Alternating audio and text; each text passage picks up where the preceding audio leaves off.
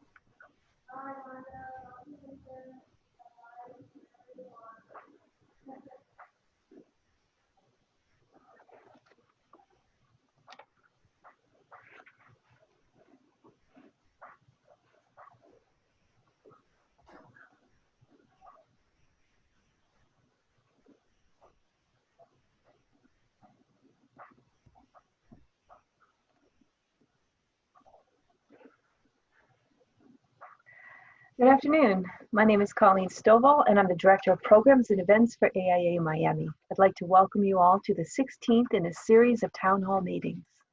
Just a little light housekeeping before we begin. There will be a Q&A session at the end of this presentation. Please feel free to submit questions to everyone at any time using the chat feature on Zoom, and we'll answer them towards the end of this town hall meeting. Please continue to mute yourselves and keep your video off. This is going to save us on bandwidth and gives us all a smoother presentation. And if you forget, I'll mute you.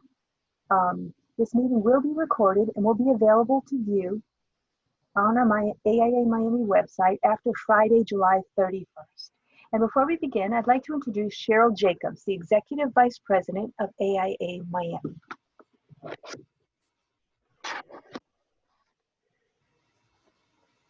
Good 2 minutes into the afternoon, everybody. Welcome to our Town Hall number 16. I can't believe it's been 16 weeks that we've been doing these, and we're so happy to have so many of you log in and join us. I just wanted to take a minute before we get into the program to give you an update of all the events that we have going on with AIA Miami and the Miami Center for Architecture and Design. On July 30th and August 25th, we have our Young Architects Forum office crawls. The 30th is at Gensler and the 25th is at SAL Design Group. We do have educational HSW workshops in August coming up. We have 3 of them. Our sponsorship program is up and running for our virtual design award gala this year, and stay tuned as you're going to get a lot of fun information. It's going to be a great event. We have 2 scholarships that we are announcing on the website, new scholarships. One is a diversity scholarship for Black architects. And we have our ARE grant program that the Women in Architecture Committee has put together. So both of those applications are on the website. We also now have a BAM, Black Architects in the Making Scholarship. We started it last year, and that is available for BAM participants only. let's see. MCAD has a couple of series coming up on, we're continuing with our book talks. We have Stephen Brook on August 13th, Rocco Cheo and Joanna Lombard on August 27th, and Kobe Karp on September 10th. And we are continuing with our urban redesign series. We're addressing mobility on August 21st and zoning and urban design and social justice on August 28th. Our Urban Warrior event, that is our call for nominations for next year's event, will be September 17th. And our Women in Architecture Leadership Conference is October 23rd through the 25th. And our Design Awards Gala is, oops, skipped over that, is October 3rd. So please put all of that on your calendar. I'm kind of exhausted now from listing all of those. Oh, and our next town hall is August 12th, and it's Alternative Paths, Architecture Alternative Paths. So with that, I'm going to bring on our panelists. You guys would come on. First, excuse me, and Craig, I know you're there someplace. Craig Akar, AIA NOMA CSI, is the managing partner or co-managing partner at MC Harry and Associates, and he's also vice president of AIA Miami. Daphne Gurry, AIA lead EP, is a principal, co-founding principal at Gurry Matute, and she is the president of AIA Miami. And Vanessa Smith-Torres, AIA lead AP, BD, and C, it's a mouthful, NCARB, is a senior associate at VIA Design Studio, and she's also the vice president of NOMA South Florida, or as we're calling it now, SoFlo NOMA. So welcome, everybody. Cheryl, it looks like we lost Craig, so I'm going to try to get him back online. Yeah, I see that. Oh, you know, the trials and tribulations of all of this online programming. If COVID has taught us one thing, it's how to wing it. Yes, absolutely. You are so right. And I think what we'll do is start, and hopefully Colleen will be able to get Craig back on, and we'll include him as soon as he gets back connected. So some of you may not know. There you go. are. He's on. Some of you may not know what NOMA is. So I thought we would start. Vanessa, and you want to give us a brief description of NOMA? Sure. So NOMA is the National Organization of Minority Architects.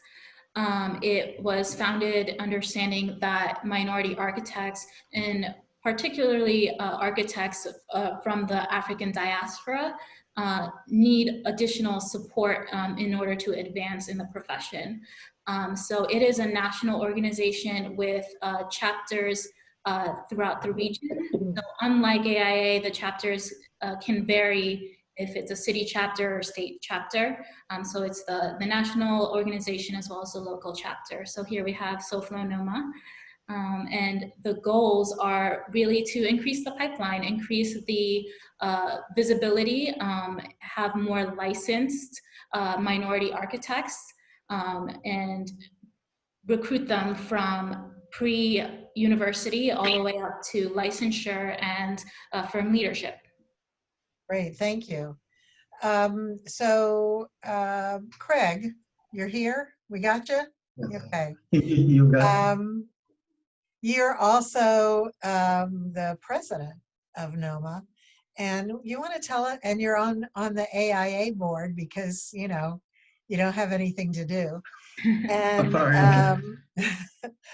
tell us about the AIA and NOMA partnership. Yeah, so, you know, we believe that having allied members and partners is extremely important in achieving the goals. After all, AIA and NOMA has very similar goal, which is to improve the profession in general.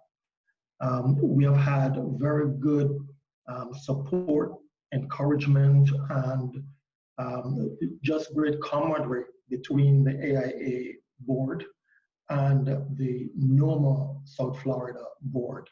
This is not a usual thing, I must tell you, throughout the nation, but here in South Florida, we work together hand in glove. NOMA has the full support of AIA, and AIA Miami has the full support of NOMA South Florida. So we appreciate that. We do activities together. Members in one organization are members in the other organization, and so forth. So we do work together quite closely. Yeah, and I think, you know me, I'm all about collaboration, and I think it's so important. So Daphne, We're together that way. yes, absolutely. Too many of us work in silos here, and I think that by collaborating, we do get so much more done. So Daphne, Absolutely. yeah, Daphne, what are, as the president of AIA, what do you look at as our goals in terms of diversity and inclusion in the profession?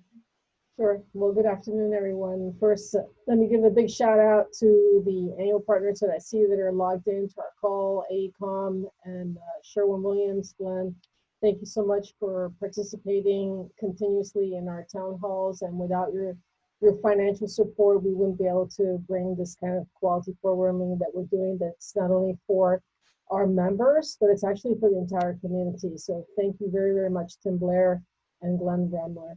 So to answer your question, when I was running for president of AIA Miami, you know, of course, I've been a member for 25 years, and I've seen the organization evolve over those 25 years. And what was important for me was to really champion the idea of moving forward the needle on diversity on the board.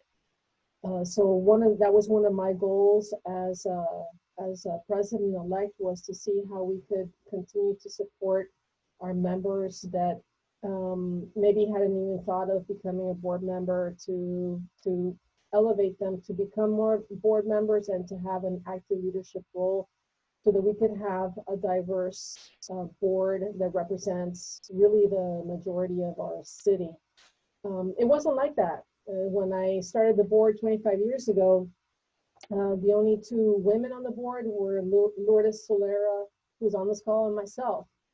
And when Lourdes wasn't there, I was it. I was representing the entire female gender. So that was kind of interesting. And just a quick story, Neil Hall, who's the only past president African-American that AIA Miami has had, was in one board meeting one time, and it was just him and I looking at each other, and we're kind of like thinking the same thing.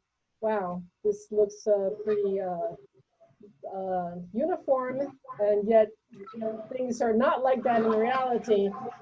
So one of the things that he said to me that stood out after the meeting was, you need to take a leadership role. You need to come in and you need to become the president of AIA Miami.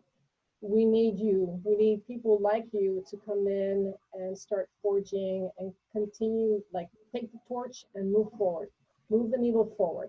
And that stuck with me for a long, long time. Of course, Lourdes Solera became president. I think she was the first president, female president. And then after her, 6 other people followed. So with a total of 7 women presidents. But I can tell you right now, from the time in 1995, when I was on the board with Lourdes, it was we had no representation for African Americans or women other than myself. And now our board has 77% are women. So that's an amazing percentage to have. And of course, the job is not done. The goal here is to continue to move forward with representation on the board.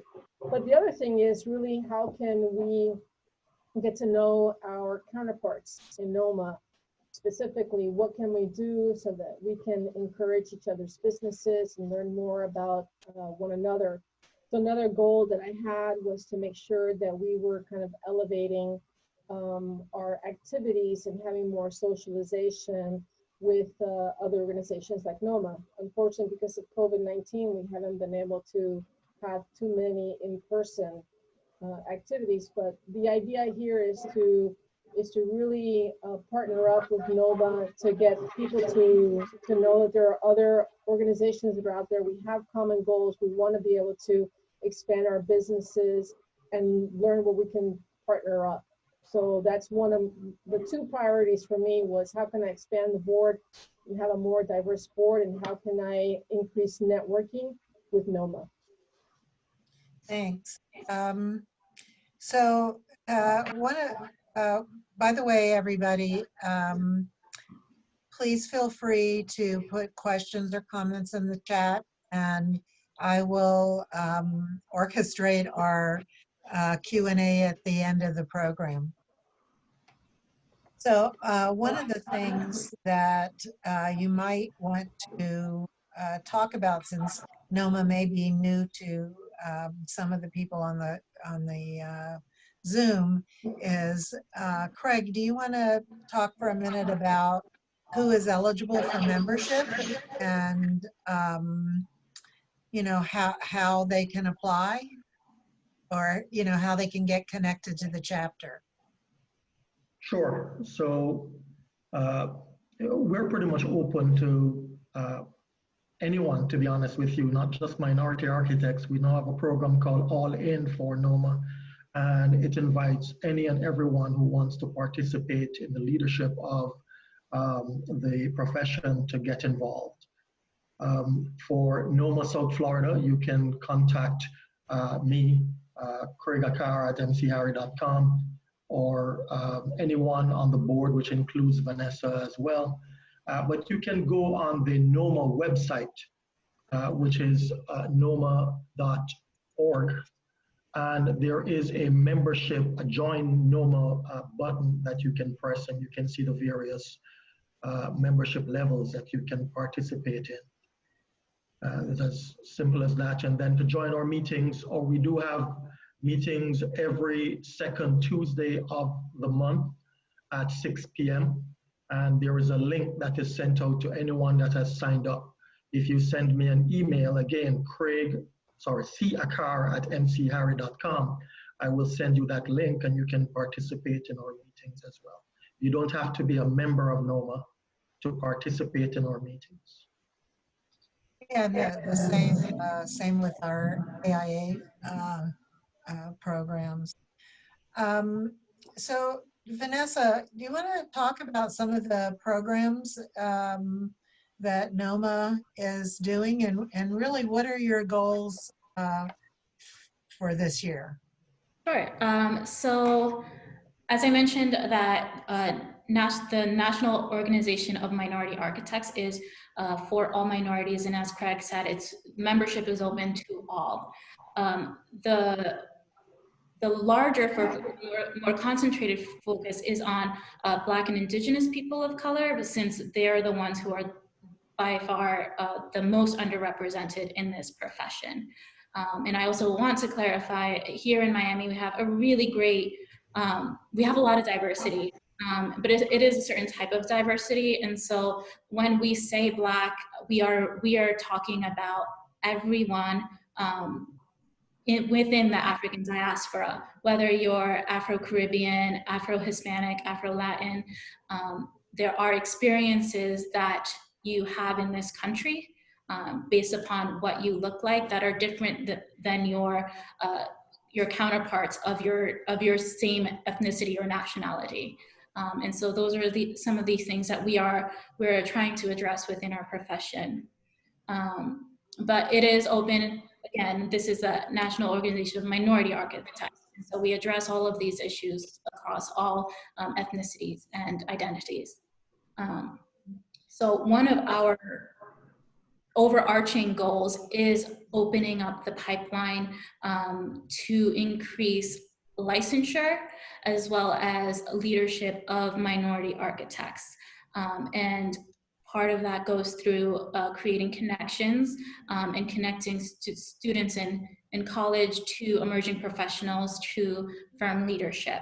For example, we recently completed a design competition, and that was a really great bonding exercise for some of our members who are from just graduated now in May to seasoned professionals, connecting people with professional opportunities and professional development in order to increase retention in the profession.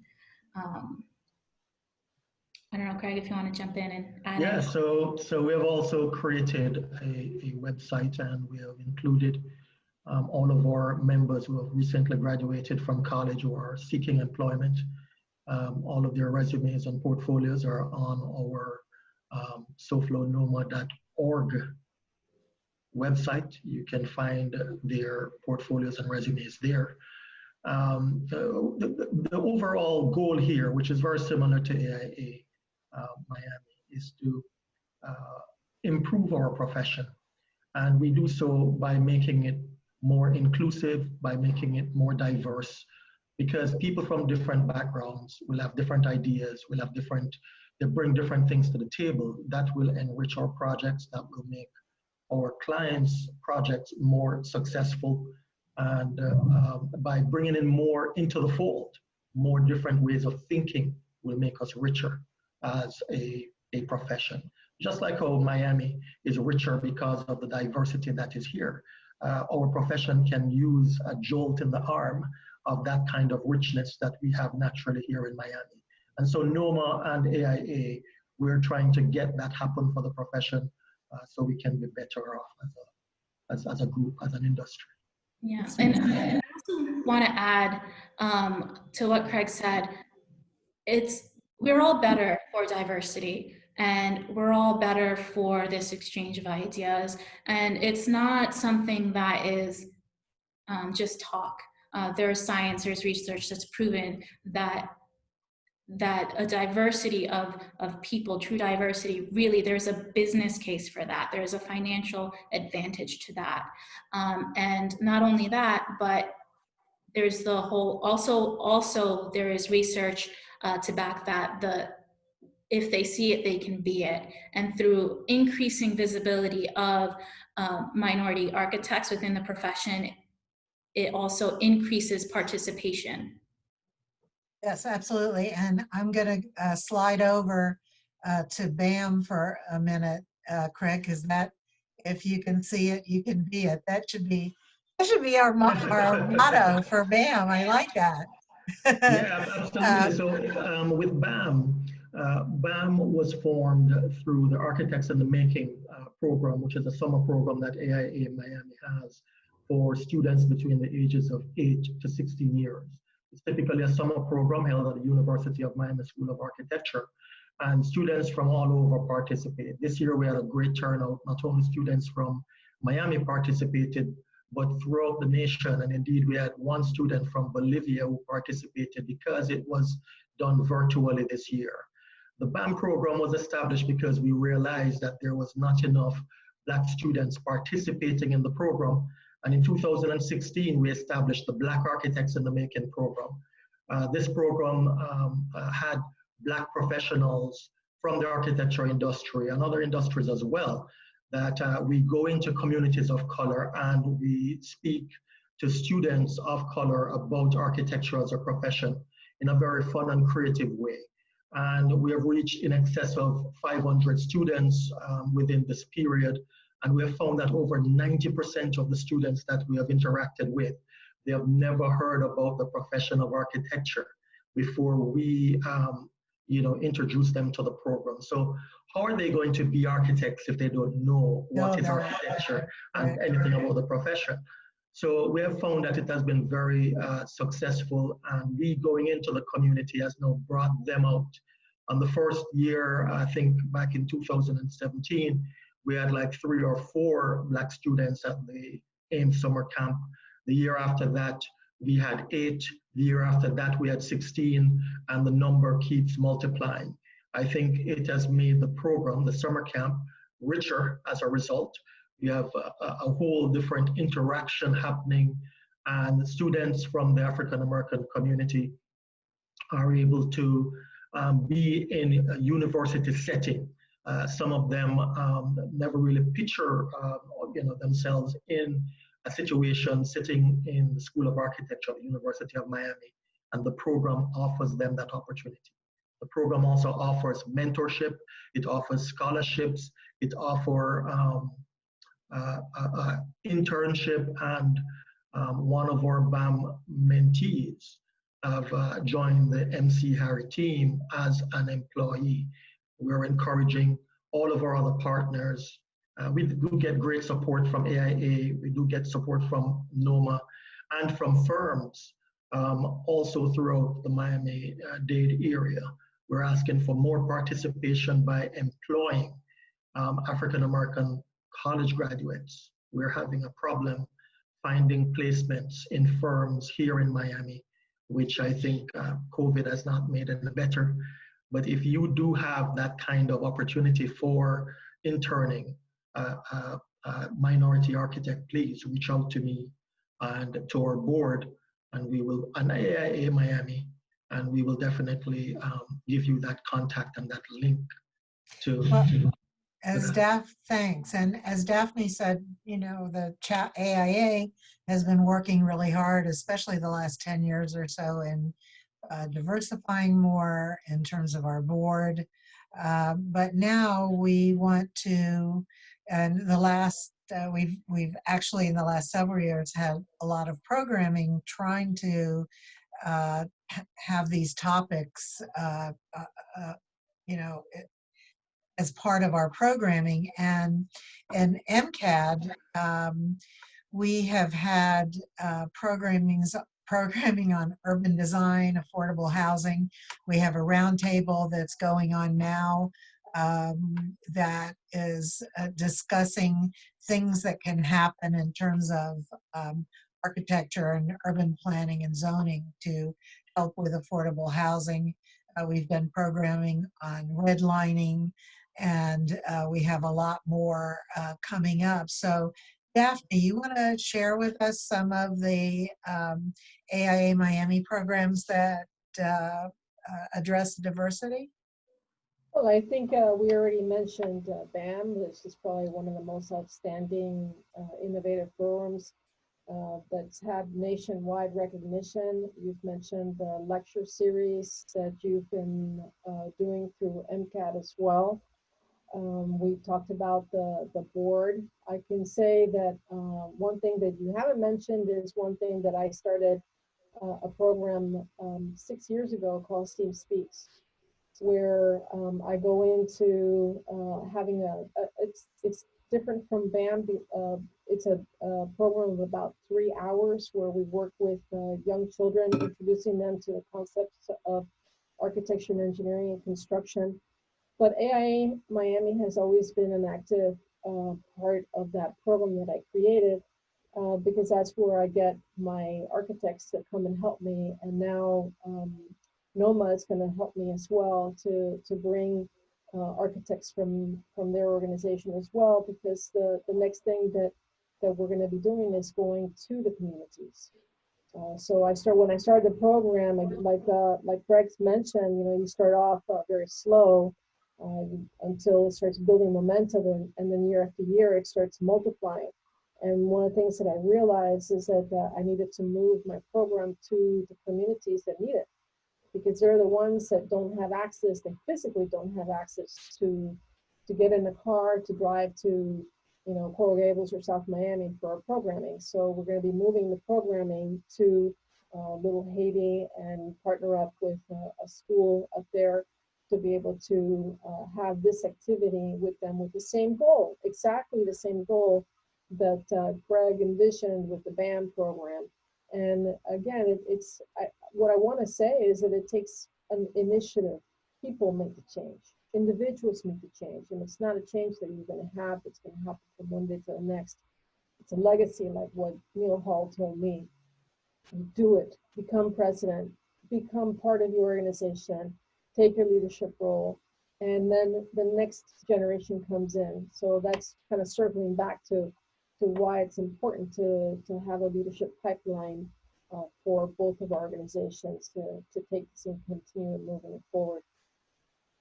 You know, thanks, Stephanie. We recently had a roundtable of the leadership of many of our professional associations here that you spearheaded. And I'm wondering if, you know, what we can do with all of our organizations to bring this discussion to the forefront, not just between us and our members and maybe us and NOMA, but what kind of things are you looking at to bring this discussion to our other organizations? Well, that was the beginning, having the roundtable discussion, which included the presidents of many not-for-profit professional organizations, including the Landscape Architects Society, the American Military Engineers, the ABC contractors, so many, the Planners Association, NOMA, AI. And the idea is to kind of like talk about these issues, and that's the first thing you have to do is open the dialogue. And then it has to be followed up with having opportunities for networking, number two, because the truth of the matter is that we do continue to be in silos, you know. So one of the things that we have to do is to break down those silos so that we can interact and get to know who are our counterparts that are out there that have viable business or opportunities that we can help team up and grow other firms. Yeah, I'd like to just add in there a little bit. I thought that roundtable was a fantastic initiative. You know, we had members from CSI, from IIDA, from NEWH and so forth, among other great groups. And, you know, we do have a big issue. And this issue of race is not just an issue in the architectural profession. It's an issue in engineering, it's in the landscaping profession, interior design, it's across the board. Let's face it, it's not a topic that anyone enjoys talking about. And we tend to stay away from the conversation because we are afraid we might say something or offend somebody, etc. And as a result, we stay in our silos, we don't talk very much about it, and then nothing happens. And so this kind of forum like what we're having here in this town hall to discuss race and how we can improve our individual professions by being more inclusive is something that we need to talk about. We need to sit around the table together or in this type of virtual format and just get it out there, get these issues on the table. How can I help? Because I've never come across anyone in any of the various tables I've sat around that has anything negative to say about this kind of progress that we're seeking. We all have the same objective. We all want to do the same thing, but for some reason, we're not getting the headway that we need to get. And I think it starts by identifying the issues that we need to overcome. And one of those issues is being open about how we feel and about the kind of barriers and roadblocks that we have that we must remove. Not just about talking. Vanessa quite rightly said, we need to be acting on these things now. We have enough talk and solidarity and all of that going on. We don't need to put things in place that's going to concretize these talk. We need to talk about education, talk about schooling. How do we help the groups that are disadvantaged to get into school and stay in school? How do we help them to see people in the profession that represent minority groups and minority way of thinking? And how do we retain those students with scholarships? And how do we keep them in the profession by providing jobs that they can intern and learn and be a valuable part of projects and making offices successful? All of those things are real. All of those things we can agree on. Now let's act and move in that direction. Yeah, I just want to add to what Craig said about acting. So one of the things that he and I have talked a lot about is, you know, our organizations here in South Florida are pretty unique. They're different. We're on the, I want to say, cutting edge or or moving forward faster than other chapters across the United States or even in Florida. So one of the things that we both agree on is, hey, we got to document what the positive things that we're doing together, because how can you affect change? Well, one of the things that we can do is to kind of show people what we've done and, you know, document it so that people have like a pathway, because a lot of times people don't get stuck through their fear. They don't know what to do.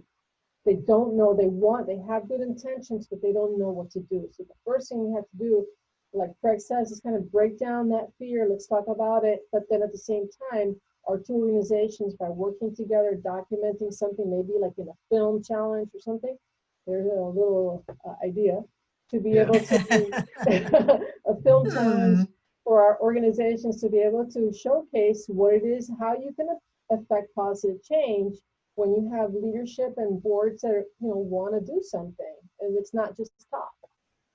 Now that's an interesting idea, Yeah. Daphne. But you know, when people bring up ideas, they have to be They the have to ones act that on it. Go ahead. Yeah. So Vanessa, what do you think we as individuals can do to move the conversation? Well, I think a roadblock that a lot of people have as individuals is that they feel that they're doing enough. So there's a difference between being non-racist and being anti-racist. So as was said by Craig and Daphne, there's the talk and then there's the action. So a lot of people feel that, or may feel that by being open and accepting job applications, for example, from anyone and everyone, that they're doing enough because they are open. But it's time to take, it's past time to take a bigger step and be actively anti-racist and do more proactive things. So about 45% of Black architects come from 7 accredited NAB programs. So if you are looking to diversify your firm, if you're only reaching out to the 120 odd other schools that are not those 7, you could be doing more to recruit minority architects. So it comes as, it really comes from looking at yourself. Where do you sit in the pipeline? Are you a teacher? Are you involved in education? Are you an emerging professional? Are you in firm leadership? Are you in charge of hiring? And really looking at which pinch point, career pinch point you're in, and which gate you're a part of, and how can you open those gates for minority architects. On our website, soflonoma.org, we actually do have a list of reading materials about anti-racist design, anti-racism in general. We also have a list of individual actions, petitions, and whatnot. So you can definitely check out our website to see what actions we can take. But I think to broaden, to kind of give an overarching view of what you can do, is really look at yourself, look at where you stand and what you can do better. And if you are a minority architect, as Daphne was saying, step up, be visible, get licensed, get counted. NCARB just released their board for the next year, which is exactly what you expect the board would look like. So for all the minority architects, step up, take over that board, because if leadership of our profession does not reflect our profession, the decisions that are made, the agenda, the priorities of our profession are not going to represent us either. Don't forget how very money true. is spent. When the money is spent, when you're in control, you get to make decisions about how scholarship monies are going to be spent. So that's one of the things I'm really proud of about our board this year, that we have actually defined additional scholarships for, specifically for African American architects. And that's something that we have the power to do if we're active on our boards. So you can't institute change if you're outside the organization. You can make change. Absolutely, And you absolutely. can utilize the organizations to help you make change. So Yeah. AIA has 90,000 architects globally. Imagine if all the minority architects, if we all banded together and took an active role in our organization, how much change can we make? Yeah, absolutely. And we're going to go to Q&A in a minute, but two things I want to mention. Vanessa, your firm looks like a really fun firm to work for because behind you is a cocktail shaker and a couple of martini glasses on the other side. Yeah, on the other side there. So that's, We are hiring. yeah. Craig, I thought you might want to talk about one of the questions that I see, and it was also something that I wanted to bring up is there are a couple of programs that we've started with the universities, both NOMA and AIA, to get them involved and to help them with their diversity. So you want to talk about that for a minute? Yeah, so we have had lengthy discussion with the University of Miami and with FIU regarding the university's involvement in recruiting and retaining African-American students, in particular here in Miami. The conversation involves getting more Black architects being represented at presentations, being more involved at lecture series and so forth at those universities. We have also, with NOMA, started revitalizing NOMAS, which is the National Organization of Minority Architects for Students at FIU, which had an organization there. We're just revitalizing it with Mark Marine and Jason Chandler and those guys. And then with Rudy at University of Miami and with Jermaine Barnes, who is taking an active role with the student leadership there, Namye and those guys, and Andrea, to get the NOMAS at established and running so that the students there can have a way to participate and to engage with professionals, minority professionals in the profession and be mentored, etc. Interestingly enough, we are going as far as Florida Atlantic University because NOMA is a South Florida thing and not just a Miami thing here. So they too are doing the same things as well. Yeah, and I know we've had discussions with them also about staff, not just for the students. So I think that we have to encourage them to hire more people of color for sure. I have a comment here from your cohort from Lourdes Solera. The Architectural Foundation, the AIA Nationals Foundation, has a diversity scholarship, which the AIA College of Fellows is encouraging folks to donate money to increase funding. And funding is used to provide scholarships to minority students and architects. They are searching for volunteers for 2020 fundraising campaign.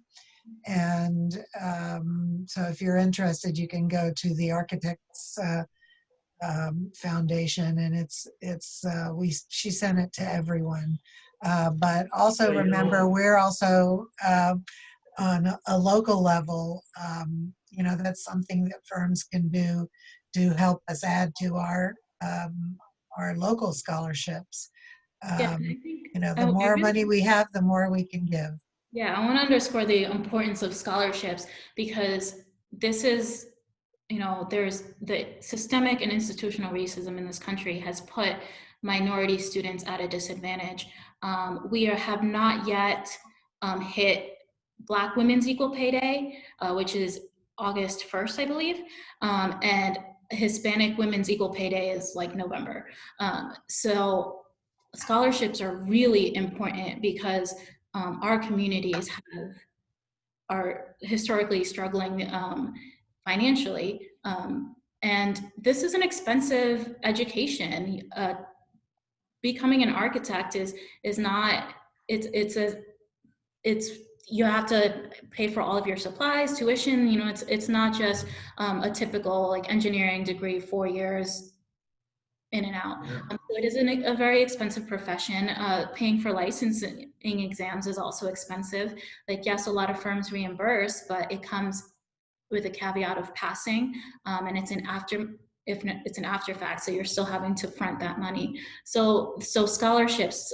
So please, everyone, participate and donate to these scholarship programs because it's a huge item. Yeah, and we do Absolutely. have some great supporters from the allied professions that support the program. I must give a big shout out to Cheryl Williams. Those guys are fantastic. They support not only AIA Miami, but NOMA and BAM. I don't have to ask those guys. Those guys come forward with their budget, already have money assigned to that. I can't be more thankful to organizations such as those. Yes, thanks, Glenn. He wanted to do this low key, but we can't help it. We have to give him some love. And there are many more. I don't want to just, you know, I mean, do that because I saw that he just donated, but there are To the so cause. many others, you know, that have done so. You know, DDS, Tremco, Suprema, all these guys are great supporters, and we need that kind of you know, financial contribution. Vanessa, I just can't say anything more than what she has just underscored. We are in a very expensive profession. We've got to support our students. And most importantly, I think after they leave the profession with all the student loan debt, they need jobs. And all of the big firms and so forth, and even smaller firms too, we need to look at our hiring practice and make sure that we're allocating spaces to help every student, but in particular, if we're going to help with the diversification of the profession, we need to look at our own staff membership and look at how diverse those membership are and do something about it.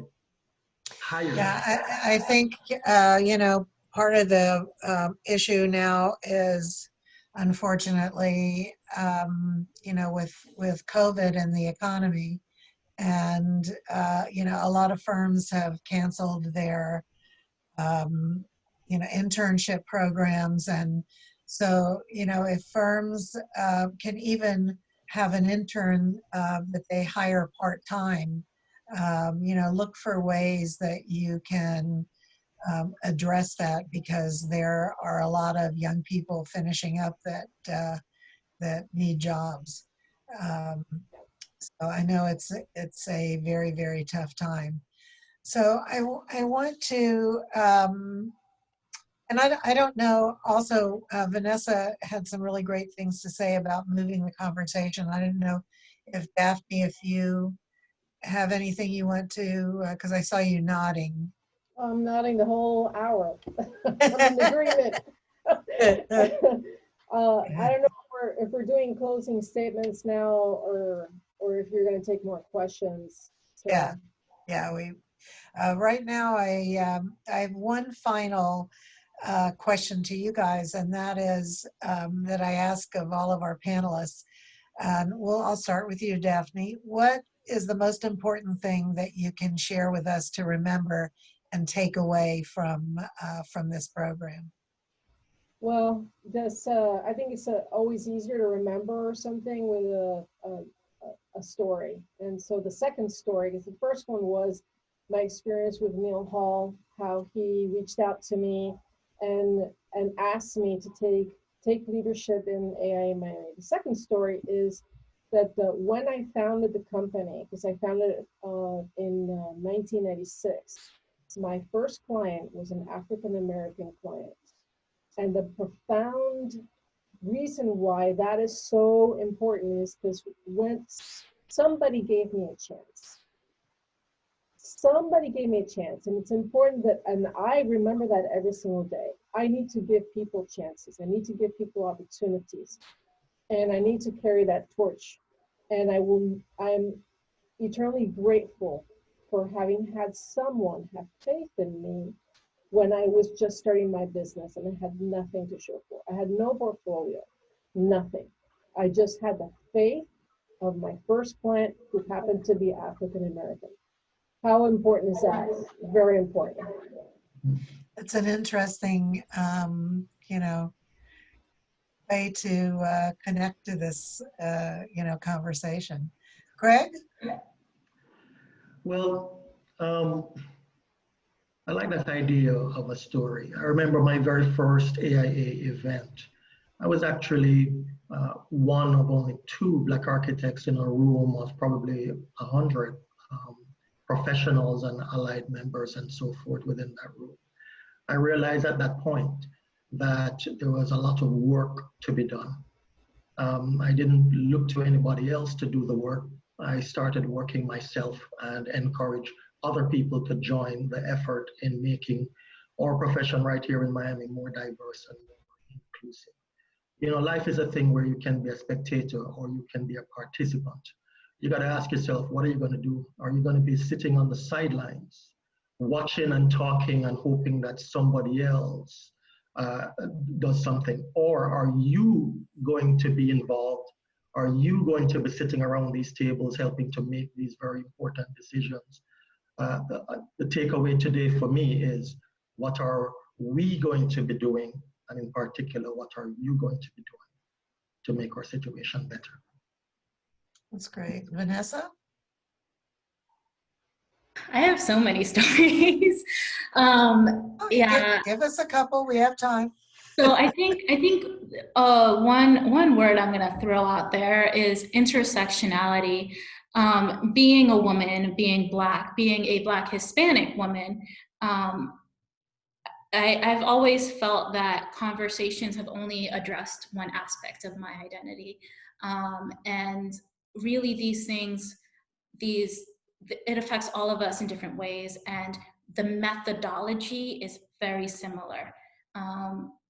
The methodology of really taking a step back and looking at what gate you're standing in front of and how you can open it and encourage more minority architects and more female architects. That, you know, it's all the same no matter what form of equity you're talking about. And similar to Craig, when I first got licensed, this was in another state. There was a reception at the state convention, and they're announcing the names of all of the people who got licensed. White male, white male, white male. There was only one other female, and we are both looking at each other like, is this really like happening now? I thought we had moved past this. And I was one of a handful of people in that ballroom of color. And needless to say, I no longer live in that state. So it's difficult. It's very difficult to be the first. It's very difficult to be the only. And we're still dealing with firsts. Whether it's about Black female architects or whether it's about Native architects, it's time to break down those doors. Yeah, one of the things that I can do is appeal to our listeners, and this is being recorded and it will be on our website. So hopefully many more will hear the great words that you all had to say.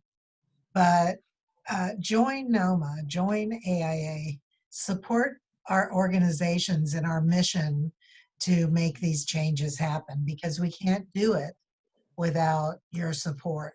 And so I just want to add that to the mix of the conversation. And I'm looking to see if we have any more questions. We did have someone that says, so glad I made this town hall a great discussion. I'm looking forward to bringing this conversation to the interior design community. So yeah, let's do another program with IIDA. We're happy to do that. And I'm sorry, just take a second and look through. Ralph Johnson is saying, as a former professor of architecture, I applaud your program with students of color and BAM. These programs are always the goal when I was teaching. Thank you for presenting this program. So we're really happy that, and we have a lot more in positive comments like that. Here's one question. Do you find it challenging at the grade level for minorities that architecture is something that scares students to move toward this industry? And is there a drop-off at the university level? I'm not sure what he means by that, other than do they go to school and then not finish in architecture, and or is it across the board? You want to start, Craig? Yeah, you want to start? we find that there's not a lot of Black students applying to colleges of architecture, and the reason for that is kind of what I mentioned before. A lot of Black students don't know about the profession until it is too late for them to apply for. It's never too late. We do have an example where that is the case, and we still move forward. But for the most part, if you don't know a thing, there's no way for you to take action about it. So going into communities of color and telling students about architecture, we find has been a great way of opening students' eyes to the possibilities of that career. So, and it's at various levels. I didn't know anything about architecture until after I left high school a few years ago. Just recently. The information getting to students in a timely manner is extremely important, and that's really up to us. We need to go into the schools and talk about these things. Art is being taken out of our public schools. Architecture is thrown out with the bathwater as well. People talk about STEM, and then the engineering portion is supposed to somehow include architecture. That's not Should be enough. STEAM, not STEM. That's right. So as part of that, actually, I'm part of the MDCPS STEM Advisory Board, and that's my main mission there, to get back art and architecture into the curriculum as a staple, move that to the forefront of the discussion as well, with BAM and NOMA and AIA. Yeah, and I think addressing the drop-off, there is a drop-off. And that's when I mentioned earlier the career pinch points. You know, there's a certain number of students who enter the architecture program, and those who graduate, then those who get jobs, then those who get licensed. So those are the career pinch points. It happens for minority architects. It happens for women, and it does happen to architects as a whole. But for minority and female architects, those pinch points are more pronounced. So when I say what gate are you the gatekeeper of, it's at those career pinch points, that those transitions between high school to college, college to employment, and so on. And I think part of a lot of, I know that's a female thing. We say I think when we know.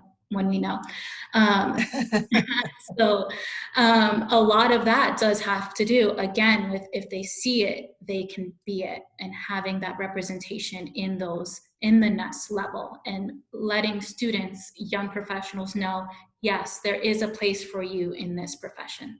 Absolutely. And you know, one of the things that we wanted to try and accomplish was with the ARE grant for women that we're having now to help women with that expensive process of testing and getting licensed. So we have 2 minutes left, and are there any final words? Daphne? Wonderful. Final words are, hopefully everyone on this call is leaving a little bit more inspired, having a deeper understanding of what AI has done, how we've grown in the last 25 years, have a deeper understanding of what NOMA has done. And hopefully you guys will, like Craig says, which side are you going to be on, spectator or active? Are you going to be part of the solution? Let's do it. Let's get together. Let's solve this. Absolutely. Craig? Well, if you're on this call and you're a graduate, or if you're not employed, you're looking for employment, and you know, you're feeling discouraged because you're not getting the type of response that you're looking for. I'd like to encourage you to stick with it, stay with it. Find a mentor in your area that can help to get you through this rough spot.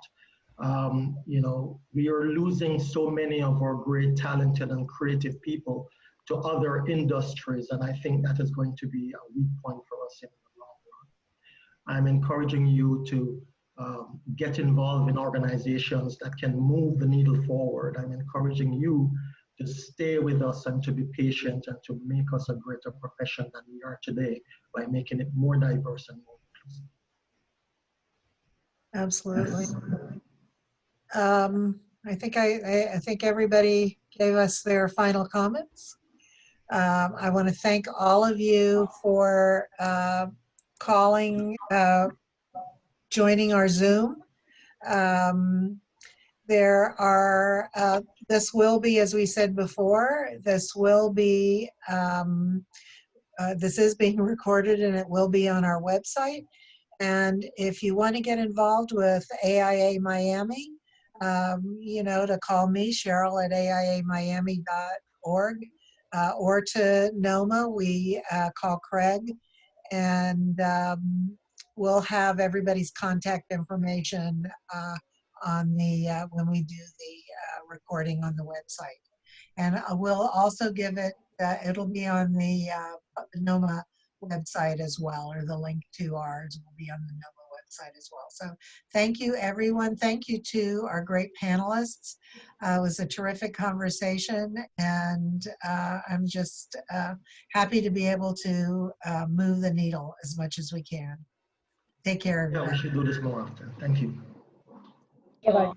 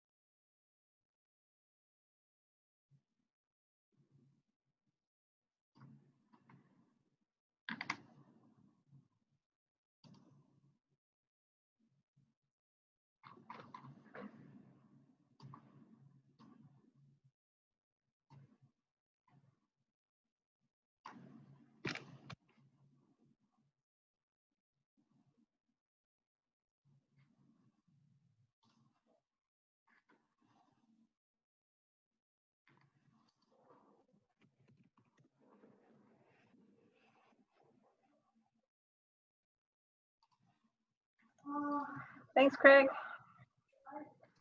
Hey, you're most welcome. I think that was pretty good. Yeah, it was kind of sad. I'm thinking